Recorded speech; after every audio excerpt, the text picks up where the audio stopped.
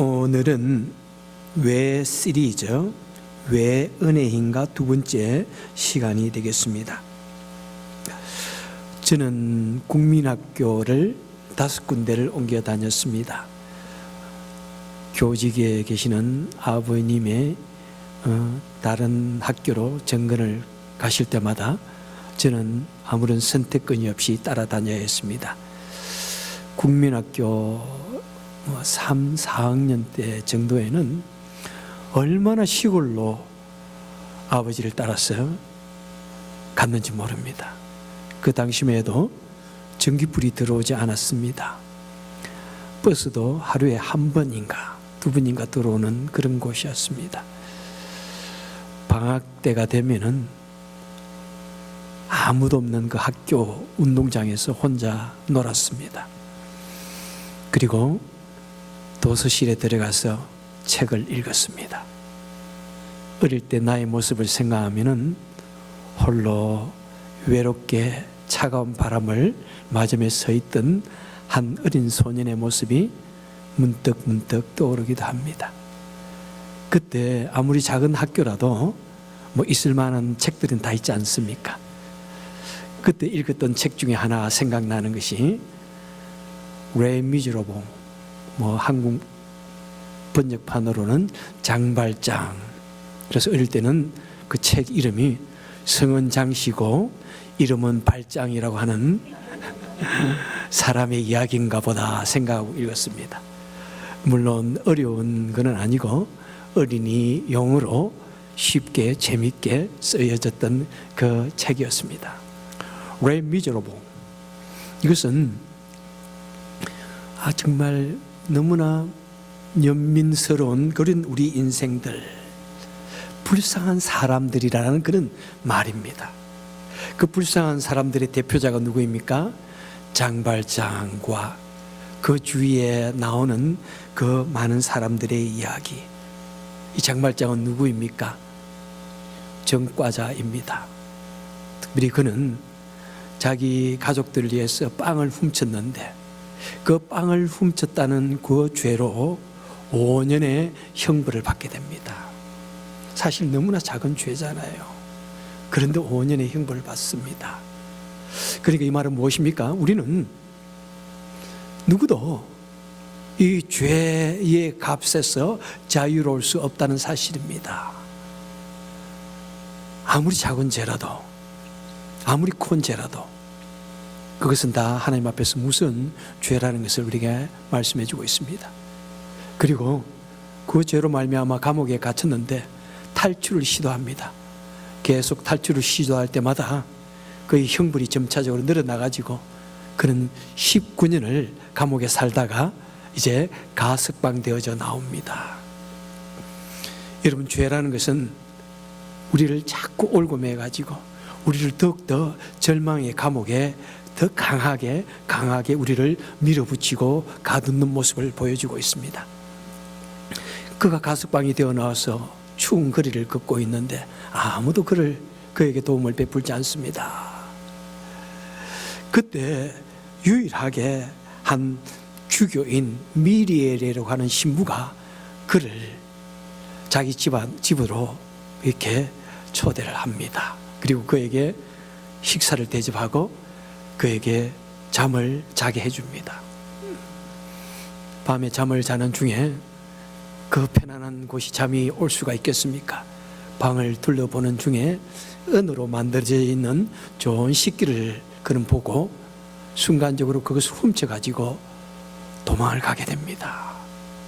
도망을 가다가 그의 행색이 너무나 그렇게 생겼으니까 곧 얼마 되지 않아가지고 그는 군인들에게 잡힙니다. 그리고 그 안에는 보니까 식기가 있으니까 누구의 것이냐 해가지고 결국에는 다시 미리엘 그 주교에게 데리고 옵니다. 이 도둑놈이 당신의 물건을 훔쳤다고 합니다. 맞습니까? 여러분, 이 경찰, 이 군인은 우리를 끊임없이 우리의 잘못을 찾아내어가지고 우리에게 죄를 묻고 우리를 다시 감옥에 가두려고 하고 우리를 죄인으로 만들려고 합니다. 그런데 이 미리엘이라고 하는 신부는 아닙니다. 내가 이 친구에게 준 것입니다. 그런데 왜 은초 때는 안 가지고 갔죠? 그것도 가져갔어요. 이렇게 말합니다. 누구입니까? 하나님의 은혜입니다. 은혜의 상징입니다. 우리가 한 일 때문에 우리는 죄로 말미암아 우리는 절망 중에 살 수밖에 없는데, 하나님의 은혜로, 우리가 죄인임에도 불구하고 우리는 하나님의 은혜로 자유함을 얻고 죄 없다고 선고를 받게 됩니다. 그럼에도 불구하고 그는 또다시 어린아이의 돈을 훔치면서 죄를 짓지만은 그는 마음이 크게 절망합니다. 나는 정말 어쩔 수 없는 그런 죄인인가 보다. 그렇게 생각하면서 그는 이제 정말 그 신부의 그 호의에 감사하면서 선한 삶을 살겠다. 내가 다시는 이 불법을 행하지 않겠다. 그리고 성실하게 일합니다. 열심히 일합니다. 그리고 그 일하던 것이 성공을 이루어가지고, 그리고 주위를 향하여 베푸는 삶을 나눕니다. 주위를 향하여 사랑을 베풉니다. 그러니까 그가 자꾸 그 동네에서 명성이 높아져가지고 나중에는 그 도시의 시장의 자리까지 오르게 됩니다.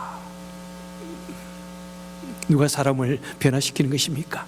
율법이 사람을 변화시키는 것이 아니라 하나님의 은혜가, 사랑이 그 사람을 변화시켜서 이 사회를 변화시키는 그런 영향을 끼치는 좋은 사람으로 그를 만들었던 것입니다. 그런데 그 장발장을 향하여 따라다니는 사람이 있습니다. 누구입니까?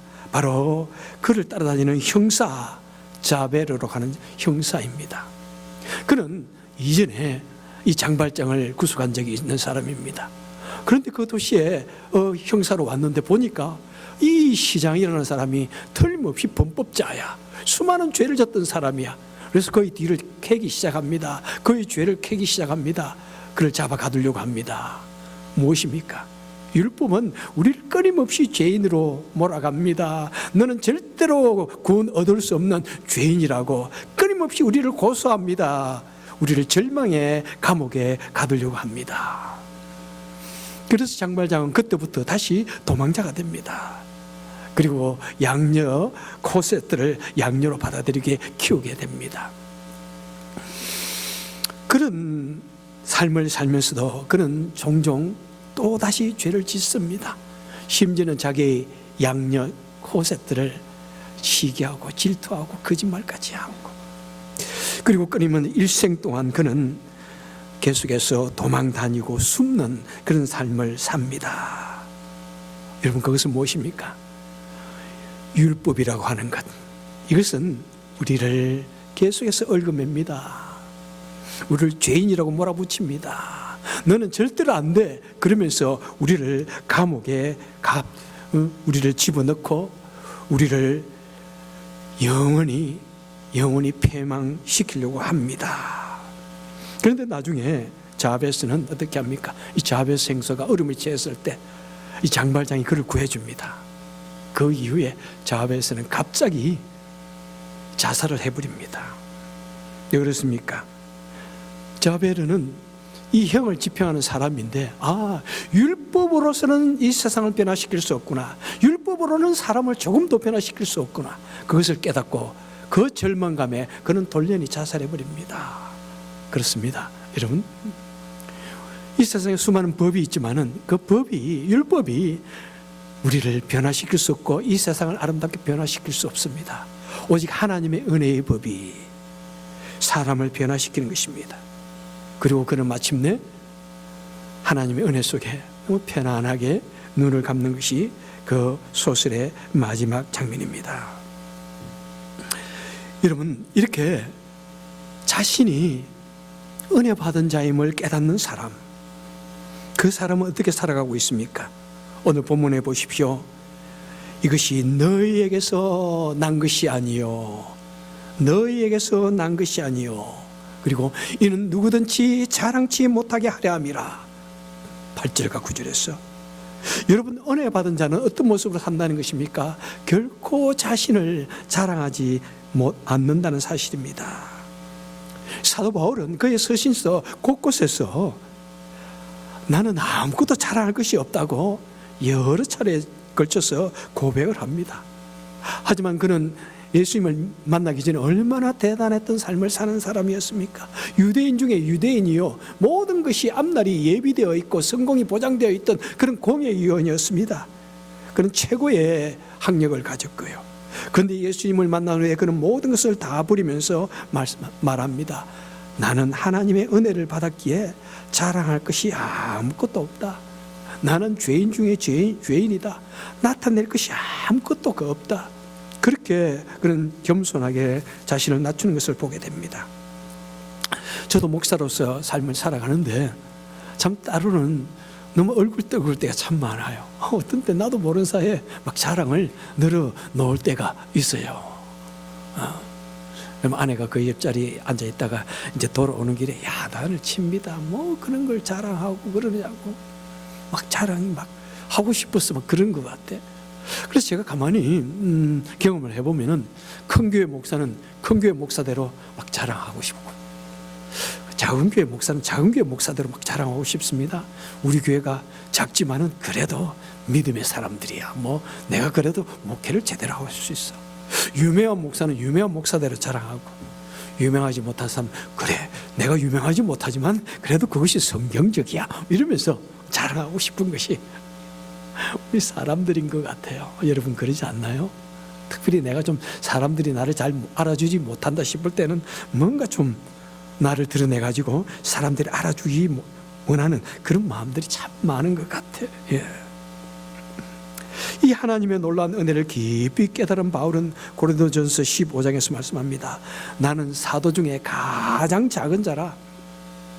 그가 위대한 하나님의 일을 하면서 말씀합니다. 나는 사도 중에 가장 작은 자라. 내가 나의 나된 것은 다 하나님의 은혜로 된 것이니 나는 모든 사도보다 더 많이 수고하였으나 자랑할 것이 하나도 없도다. 오직 하나님의 은혜다. 그는 주님을 위해서, 하나님을 위해서 모든 것을 다 버리고 온갖 시련과 고난을 다 겪으면서도 그는 이거 아무것도 아니다. 내가 누구보다도 많이 수고하지만은 다 이건 하나님의 은혜다. 이렇게 그는 고백을 하고 있습니다. 여러분, 행여나 내 마음에 조금이라도 자랑하고 싶은 거 생기면은, 그죠? 하나님의 은혜 받은 사실을 내 마음속에 깊이 한번 다시 한번 새겨보면은 자랑할 것이 없다 하는 마음이 저절로 생기게 됩니다. 그 다음에 두 번째로 은혜 받은 사람은 어떻게 합니까? 은혜 받은 사람은 모든 것에 자족하며 감사합니다. 바울은 육체의 가시, 곧 육체의 질병이 있었던 것 같아요. 어떤 것인지 정확히는 알 수 없는데 바울은 이 질병으로 인해서 하나님께 기도하였습니다. 간절히 3번에 걸쳐서 기도하였습니다. 그런데 하나님께서 이 바울의 기도를 들어주시지 않는 거예요. 그리고 그렇게 기도하는 바울에게 이렇게 말씀하십니다. 바울아, 내 은혜가 너에게 족하다. 이는 너의 능력이 약한 데서 내 은혜가 더 강하게 나타나기 때문이라. 이렇게 말씀합니다. 이 말씀이 여러분 마음에 와 닿는지요? 바울이 질병으로 말미암아 정말 얼마나 먼 거리를 걸어 다니고 굶주림에 복음을 전합니까? 그런데 몸이라도 좀 건강하면 얼마나 거리를 잘 감당해낼 수 있겠습니까? 그런데 또 몸이 아픈 거예요. 고통스러운 거예요. 응? 그러니까 얼마나 많이 기도했겠어요. 그런데 하나님께서 고통 중에 오히려 두십니다. 아니다, 네가 약하기 때문에 나에게 더 많이 기도하고 나에게 더 많이 의지하지 않느냐. 그래서 내가 너에게 더 놀라운 능력을 베푼다. 네가 아픈 그것도 은혜다. 이렇게 말씀하는 거예요. 그것을 깨달은 바울은 어떻게 말씀합니까? 그래, 이 질병 있는 것, 이것도 하나님의 은혜고 내가 힘이 매우 가난하게 살고 온갖 시련을 당하고 온갖 박해를 당한 이것도 하나님의 은혜다. 이렇게 말씀하면서 자기에게 주어진 모든 것을 감사하는 모습을 보게 됩니다. 참 그런 것 같아요, 여러분. 하나님의 은혜를 깊이 경험하게 되면은 이 세상의 것들이 그렇게 얼티메이트하게 결사적으로 중요하진 않습니다. 여러분, 이 세상 것이 참 중요하죠. 우리는 육신의 존재이니까. 그리고 우리가 이 땅에 살아가고 또 나에게 의지하는 사람들이 있기 때문에 정말 중요하지요. 우리가 이 세상에서 성공적인 삶을 살고 내 가족을 부양하는 삶을 사는 것이 얼마나 중요한지요. 그런데 하나님의 깊은 은혜를 경험하면은 그것이 중요하지만은 그렇게 죽을 정도로 중요한 것은 아니라는 것입니다. 왜? 우리는 하나님의 은혜를 경험했기 때문에. 때로는 내가 어려움 중에 고통 중에 있을 때 오히려 우리는 그때 더 겸손해지고 오히려 주님께 가까이 가게 되고 오히려 그때가 하나님의 은혜와 능력을 더 강력하게 경험할 절호의 찬스이기 때문에 우리는 어떤 실망 중에서도 결코 어떤 절망적인 상황 속에서도 결코 실망하지 않냐고, 그것도 하나님의 은혜라고 믿으며 우리는 담대하게 이겨내게 되는 것입니다. 여러분, 만약 그런 삶을 가지고 그런 마음을 가지고 이 세상을 살아간다면 얼마나 인생이 더 행복해지고 얼마나 풍요로워질 것 같습니까? 이 세상의 모든 불행이 어디에 쏩니까? 나는 너무나 작게 가졌어. 나는 더 가져야 돼. 나는 더 많은 것을 손에 쥐어야 돼. 그런 생각들 때문에 우리는 결코 만족하지 못하지만은 하나님께서 나에게 필요한 것은 다 주셔서 라고 하는 그런 마음을 가지게 될 때 우리 마음은 얼마나 더 풍요로워지는지 모릅니다. 자, 그리고 이제 세 번째 10절 중반에 보니까 너희는 뭐라고요? 너희는 10절 보세요. 우리는 그의 만드신 바라. 이 그리스도 예수 안에서 선한 일을 위하여 지으심을 받았다. 자, 하나님의 은혜를 받은 자는 어떻게 산다고요? 이제 하나님이 우리에게 주신 그 사명, 선한 일을 위하여 우리도 살아가게 된다는 것입니다. 하나님의 은혜를 받은 사람은 우리 주위를 향하여 내가 이 땅에 살아가는 날 동안 선을 행하며 살아갑니다. 여러분, 우리 성도에게 있어서 이 선한 일이라는 것은 무엇입니까? 주님께서 말씀하시죠. 마태복음 10장 8절에 보니까 너희는 거저 받았으니 거저 주어라. 은혜는 무엇입니까? 하나님께서 우리에게 거저 주신 것. 정말 우리는 한 것이 없는데 하나님께서 우리에게 모든 것을 거저 주셨으니 이 사실을 깨달으면 우리도 다른 사람에게 거저 나누고 베풀어 주어라, 이렇게 말씀하고 있습니다.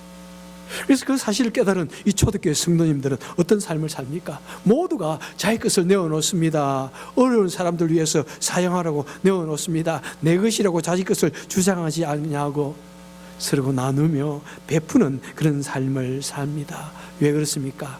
하나님의 은혜가 너무 크기 때문에. 그런 것이 중요하지만은, 이 세상의 것이 중요하지만은 그것이 결사적으로 중요한 것이 아니기 때문에 그들은 기쁨으로 또 자원하여서 그 모든 것을 나누고 베풀 수 있었던 것입니다. 현재 한국 정부는 의과대학 정원을 2,000명까지 늘리겠다고 공포를 하였습니다. 그랬더니 의사들이 그것을 결사 반대하는 사람들이 참 많이 있습니다. 지난주 2월 27일에 서울대 의과대학 졸업식에 김정은이라고 하는 서울대 의과대학장 축사를 제가 읽었는데 참 은혜의 법칙이 그 속에 있는 것을 보았습니다. 그분은 이렇게 말씀합니다. 여러분은 자신이 열심히 노력해서 여기 왔다고 생각하지만은 사회로부터 수많은 혜택을 받고 이 자리에 서 있습니다. 의사라는 직업은 국민을 떠나서 생각할 수 없는 숭고한 직업입니다. 의사가 받은 혜택을 사회에 돌려준다는 책임감을 가질 때 의사는 국민의 신뢰를 받게 되고 미래를 이끌어갑니다. 참 한편의 설교를 듣는 것 같이 아름다운 축사입니다. 여러분, 우리가 어떤 자리에 가고 대단한 그런 사람이 되어진다고 생각하면 우리는 대부분 내가 열심히 노력했으니까, 남이 잘 때 나는 열심히 공부했고 내가 어려운 환경 속에서 열심히 공부했기 때문에 내가 대단했기 때문에 내가 이런 자리에 왔다, 이렇게 생각하면은 우리는 다른 사람에게 베풀 것이 없습니다. 그죠? 내가 열심히 노력했기 때문에 내가 그 대가를 받아야지, 더 많이 내가 받아야지, 응? 내가 땀 흘려 노력한 만큼 내가 보상을 받아야지, 이렇게 하고 싶은 거예요. 그것이 사람들의 본심입니다. 그런데 그것이 아니라, 내가 이 자리에 온 것은 모두 내 주위에서 베풀어 주신 은혜다. 부모님의 은혜고, 주위 사람들에게 나에게 베풀어 주신 은혜고, 또 교회 사람들이 기도해 주었고, 또 하나님께서 은혜를 주셔서 나를 하여금 이런 자리에 오게 하였다. 이 사회가 나에게 은혜를 베풀어 주어서 이 자리에 왔다. 그래서 나는 은혜 받은 자이다. 나는 이 세상에 하여 빚진 자라고 생각을 한다면 그는 어떻게 살겠습니까? 그는 인수를 베푸는 것이죠. 돈을 벌기 위해서 하는 것이 아니라 정말 인수를 베푸는 것입니다. 인수를 베푸고 시간 때만 되면 다른 사람에 하여 사랑을 베푸는 위대한 사람이 되는 것입니다. 세상을 변화시키는 위대한 사람이 되는 것입니다. 고린도후서 9장 8절에서 이렇게 말씀합니다. 하나님이 모든 은혜를 너에게 넘치게 하시나니, 우리에게 많은 은혜를 베풀어 주시는데 그 이유는 뭐냐면은 이는 너희로 모든 착한 일을 넘치게 하려 하심이라, 이렇게 말씀하고 있습니다. 여러분들이요, 우리 하나님께서 우리에게 베풀어 주신 은혜가 얼마나 많은지요. 지난주에도 구구절절히 말씀을 했습니다. 우리에게 주신 생명, 우리가 살아온 그 날들, 우리가 하고 있는 이 일들, 나에게 주신 그 직업들, 사업체, 또 봉사의 기회들, 얼마나 귀한지요. 그리고 우리 주위에 만나는 사람들, 그죠? 우리는 그것이 인연이라고 합니다. 우리 주위에 만나게 해주신 사람들, 나에게 보내주신 수많은 좋은 사람들, 친구들, 우리 교우님들, 믿음의 가족들, 얼마나 소중한지 몰라요. 여러분, 얼마나 소중한지. 특별히 이 작은 동네, 정말 한국 사람이라고는 눈 씻어도 찾기 어려운 이 동네, 주일날 되면은 먼 곳에서 이렇게 모여 들어가지고 참 같이 예배 드릴 수 있다는 이 놀라운 축복. 사실 저는 아직도 주일 되면은 막 가슴이 뛰어요. 금요일, 토요일이 되면 막 가슴이 뛰어가지고 잠을 사실 못 자. 아직도. 평일날에는, 요즘에는 그래도 뭐 불면증이 없는데 금요일, 토요일만 되면 막 불면증이 막, 아무래도 너무 내가 흥분해서 그런 것 같지, 아내가 그래. 여러분, 우리에게 주어진 이 일들, 같이 만나서 예배를 드릴 수 있는 이 놀라운 인연들, 얼마나 소중하고 얼마나 귀한지요. 여러분, 우리에게 주신 나에게 보내주신 그 사람들이 정말 하나님의 은혜다라고 믿는다면 우리는 그 주위 사람들을 향하여 어떻게 대할까요? 얼마나 귀하게 대해야 됩니까? 말 한마디도 조심스럽게 그들을 존중해야 합니다. 한누가 말할 때 귀를 들어줘야 됩니다. 그의 말에 존중하며 관심을 표해줘야 합니다. 나에게 주어진 일들 얼마나 감사하고 최선을 다해서 하는지요.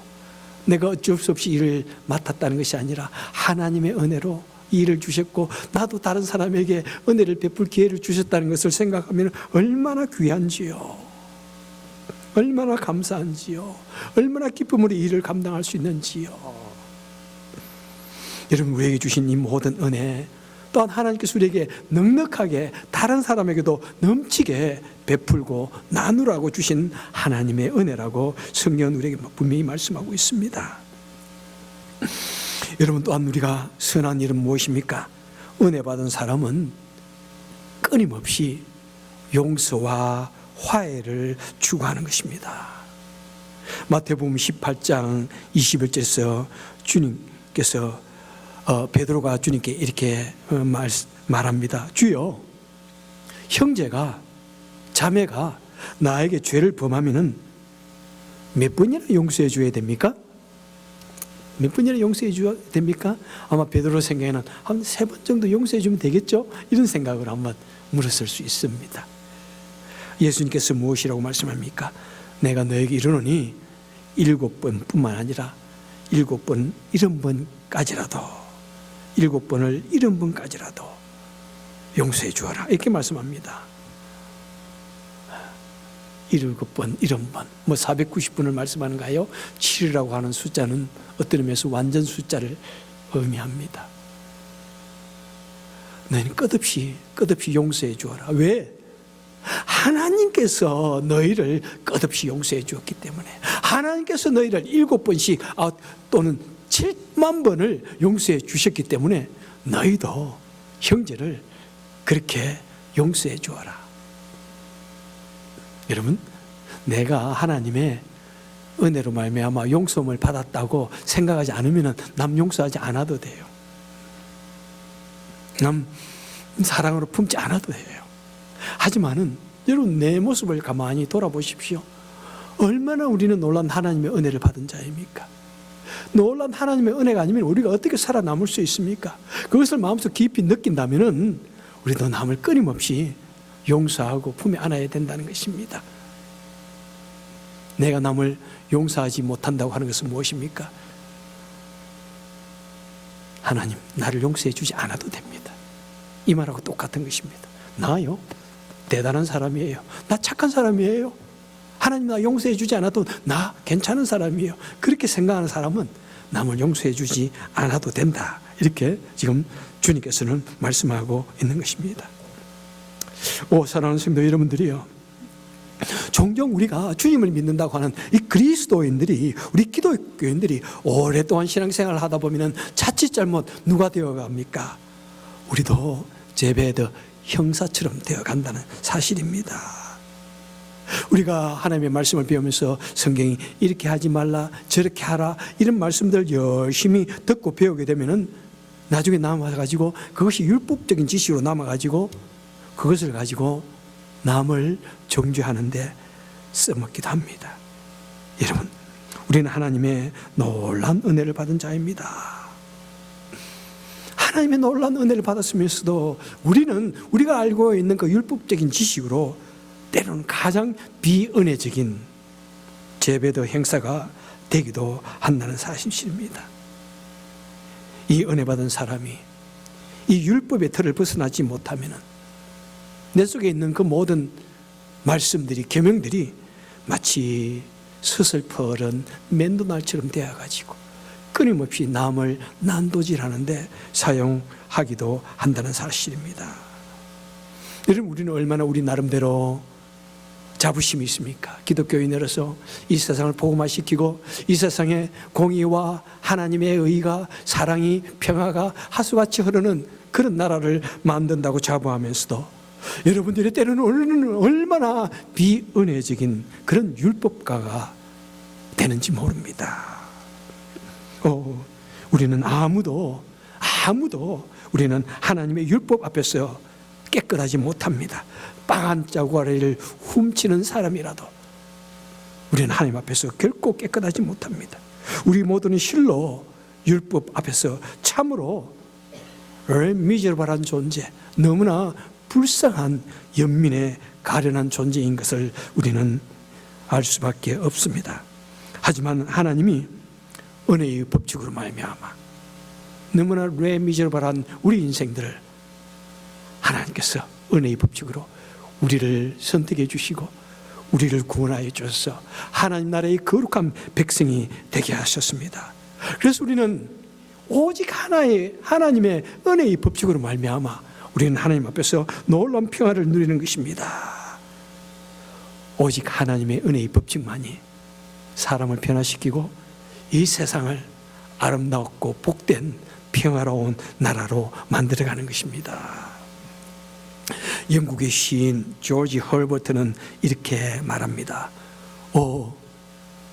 인간에게서 은혜를 뺀다면 우리는 얼마나 초라한 존재인가. 기도하겠습니다. 좋으신 하나님 아버지, 진실로 우리는 하나님의 은혜가 없다면은 우리는 우리의 죄악으로 말미암아 철저히 그 절망의 감옥에 갇힐 수밖에 없고 무슨 지옥의 심판을 면할 수 없는 진노의 자녀임을 고백합니다. 주님, 간절히 바로 구원하옵노니 진실로 하나님의 은혜로 말미암아 구원을 입은 이 놀라운 사건이 내 머리부터 발끝까지 내 영혼 그 깊은 곳까지 완전히 지배하게 하여 주셔서 하나님의 은혜 받은 자로 살아가며 우리도 주의를 향하여 하나님의 은혜를 베푸는 자가 되게 하여 주옵소서. 이 시간에도 하나님의 은혜를 받은 자답게 우리 주님 앞에 또한 주의를 향하여 은혜를 베푸는 자가 되기를 원하여서 주님께 예물을 물질을 드리기를 원합니다. 하나님, 이 놀란 하나님의 은혜 우리가 무엇으로 갚을 수 있겠습니까? 하지만은 이 작은 물질을 통해서 우리도 하나님의 복음 사역을 감당하기 원하고 또 우리도 주를 향하여 베푸는 사람이 되기를 소원합니다. 하나님, 베푸는 손길마다 기억하여 주시되 우리는 더욱더 놀란 하나님의 은혜의 바닷속에서 깊이 잠기고 그 은혜의 주님의 삶, 주님의 그 축복 속에 살게 하여 주옵소서. 예수님 이름으로 간절히 기도합나이다. 아멘.